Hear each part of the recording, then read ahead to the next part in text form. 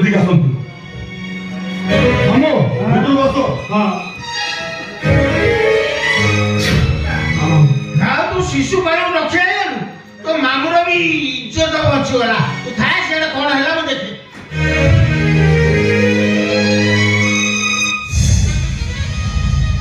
ପ୍ରତୀକ୍ଷାକୁ ନେଇ ମୋ ଆଖିକୁ ମାଗିଥିଲି ସ୍ୱପ୍ନ, ହେଲେ ସେ ଲାଜେଇ ଆସିଲା ମୋ ଆଖିରୁ ସ୍ୱପ୍ନ ଚୋରେଇ କରିନେଲା। ଜନ୍ମକୁ ମାଗିଥିଲି ଜ୍ୟୋତ୍ସ୍ନା, ହେଲେ ସେ ଲାଜେଇ ଜନ୍ମଟା ବାଦଲ ତଳେ ଲୁଚିଗଲା। ଫଗୁଣକୁ ମାଗିଥିଲି ରଙ୍ଗ, ସେ ବାଦେଇ ଋତୁଟା ମୋ ଫଗୁଣକୁ ବାଦଲ ତଳେ ଲୁଚେଇ ଦେଲା। ମୁଁ କାହାକୁ ଦୋଷ ଦେବି? ବାଦେଇ ଆଖିକୁ, ନା ଲାଜେଇ ରାତିକୁ, ନା ଫୁଲେଇ ଜନ୍ମକୁ?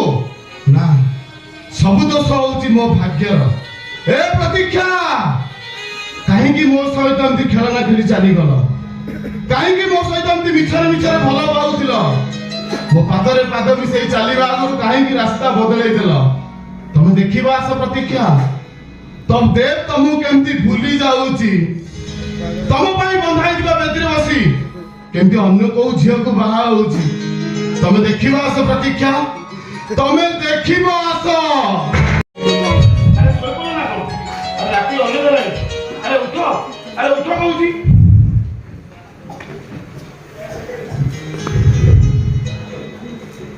ସିଦ୍ଧାର୍ଥ, ତମେ ଆସିଛ। ତମେ ମୋ ପ୍ରଥମ ପ୍ରେମ, ତମେ ମୋ ଜୀବନ। ତମକୁ ଛାଡି ମୁଁ ବଞ୍ଚି ପାରିବିନି, ବଞ୍ଚି ପାରିବିନି।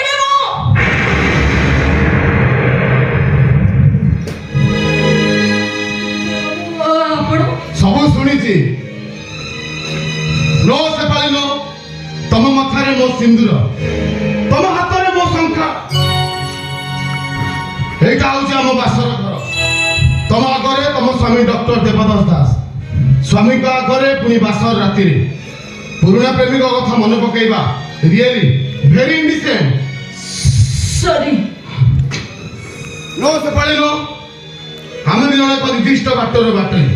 ତମେ ଯେମିତି ତମ ପ୍ରେମିକାକୁ ହରାଇ କଷ୍ଟ ପାଉଛ, ଠିକ ମୁଁ ବି ସେମିତି ମୋ ପ୍ରେମିକାକୁ ହରାଇ କଷ୍ଟ ପାଉଛି। ମଝି ନଈରେ ଦାଦାରାନା, ଦିଟା ଆମେ ଅସହାୟ ମଣିଷ। ହାତ ଧରା ଧରି କୂଳେ ଲାଗିବା ନା ଏଇଠି ବୁଡି ମରିବା? ଏ ରାତିକୁ ସମ୍ମାନ ଦେଇ ଆମେ ଅତୀତକୁ ଭୁଲିଯିବା। ଆମ ମାନଙ୍କୁ ଉଚିତ ଦେଇଥିବା ସେ ଚରିତ୍ର ମାନଙ୍କୁ ଆମେ ଠିକ ଜବାବ ଦେବା। ଆସ ସେ ପାଳି, ଆମେ ଜଣେ ସ୍ୱାମୀ ସ୍ତ୍ରୀ ସମ୍ପର୍କରେ ବାନ୍ଧି ହୋଇ ନୂଆ ସଂସାର କରିବା। ଆରେ ଆସ ସେ ପାଳି, ଆସ। ପାରିବିନି, ପାରିବିନି। ମୁଁ ତମକୁ ବେଦିରେ ବସି ବାହା ହେଇଛି, ଏ କଥା କେମିତି ସତ? ମୁଁ ତମ ପାଇଁ ଶଙ୍ଖା ଚିତ୍ର ପିଟିଛି, ଏ କଥାଟା ବି ସତ। ମୁଁ ତମ ସହିତ ସ୍ୱାମୀ ସ୍ତ୍ରୀ ସମ୍ପର୍କରେ ବାନ୍ଧି ହେଇପାରିବିନି, ଏ କଥାଟା ବି ସତ।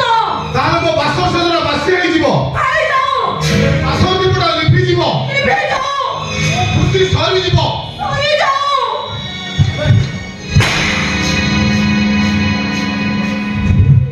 ଠିଆ ହୁଅ ଦେବ। ତମ ଖୁସି ଯଦି ରାତିକ ପାଇଁ ଆସି ସରି ଯାଉଛି, ତାହେଲେ ଆସ ମୋ ଦେହଟାକୁ ଜୋର କରି ଉପଭୋଗ କର। ତମ ସ୍ୱାମିତ୍ୱ ଜାହିର କର। ଆସ ଦେବ ବାବୁ, ଆସ। ଆସ ଦେବ ବାବୁ, ଆସ। ଆସ ଦେବ ବାବୁ, ଆସ। ମୋ ସ୍ତ୍ରୀ ବାସର ରାତିରେ ମତେ ତା ଦେହ ଦାନ କରୁଛି। ଏ ଡକ୍ଟର ଦେବକୁ ଦୟା ଦେଖେଇ ତା ଦେହରୁ ଶାଢୀ ଖୋଲି ଦଉଛି। ଏ ଡକ୍ଟର ଦେବଦାସ ଦାସ ନାରୀ ମାଂସର ବି କାମୁକ ନୁହଁ, ବରଂ ସଚୋଟବାନ ମଣିଷ। ତମ ପ୍ରେମିକ ଫେରିବା ଯାଏ ତମେ ଏଇଠି ରହିବ, ଆଉ ଆମେ ଜଣ ଗୋଟେ ନୂଆ ସମ୍ପର୍କରେ ବାନ୍ଧି ହବା।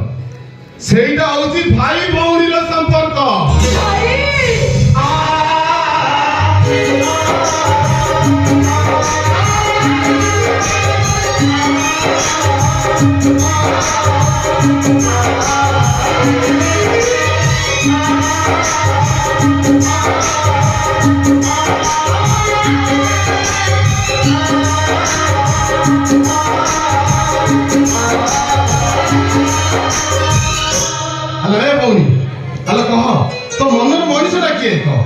ନିଶ୍ଚୟ ତୋ ରାକ୍ଷୀ ବାଣ ସୁଝିବାକୁ ଯାଇ ତୋ କାନିରେ ଆଣି ବାନ୍ଧିଦେବି। ଆଉ କହ।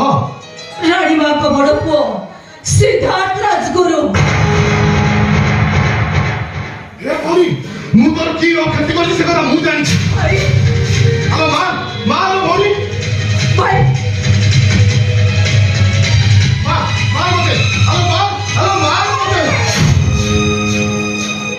ପ୍ରତୀକ୍ଷା ଦାସ ଲଙ୍କେଶ୍ୱର ସିଦ୍ଧାର୍ଥର ସାନ ଭାଇ ହିମାଳୟ ଦିନେ ଅଚେତ ଅବସ୍ଥାରେ ସିଦ୍ଧାର୍ଥକୁ ମୋ ପାଖକୁ ନେଇ ଆସିଲେ। ଇଞ୍ଜେକ୍ସନ ଦେଇ ନପୁଂସକ ପଙ୍ଗୁ କରିଦେବାକୁ କହିଲେ। ପ୍ରତୀକ୍ଷାକୁ ମତେ ମାରିଦେବାର ବି ଧମକ ଦେଲେ। ସେମାନଙ୍କୁ ଡରି ମୁଁ ଇଞ୍ଜେକ୍ସନ ଦେଇ ତାଙ୍କୁ ମୋ ଘରେ ରଖିଛି। ଯା ଦେଖିବୁ ଯା।